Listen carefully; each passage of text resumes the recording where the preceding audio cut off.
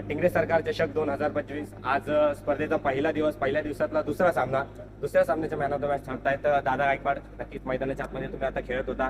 प्रथम गोलंदाजी करण्याचा निर्णय घेतला तुम्ही, समोरच्या संघाला थांबवलं कमी धावामध्ये आणि त्याच्यानंतर आता तुम्ही फलंदाजीसाठी आली, चांगली फलंदाजी आली. काय माइंडसेट घेऊन खेळत होता मैदानाच्या आतमध्ये?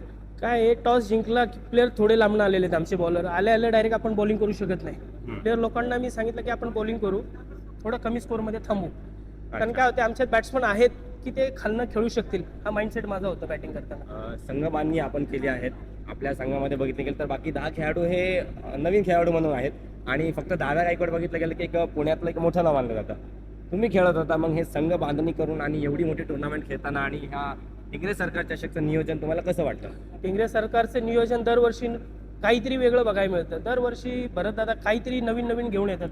यावर्षी खूप चांगलं नियोजन केलं ना, असं ग्राउंड पुण्यामध्ये कुठंच खेळायला भेटत नाहीये. कारण की भरपूर ठिकाणी असं होतं की मागे डिक्लेअर रन आहेत किंवा एक साईड खराब आहे, इथं पूर्ण गोल ग्राउंड आहे आणि सगळीकडे रन करता येतात. आणि एवढं छान नियोजन केलंय की त्यांचं करावं तेवढं कौतुक कमी आहे.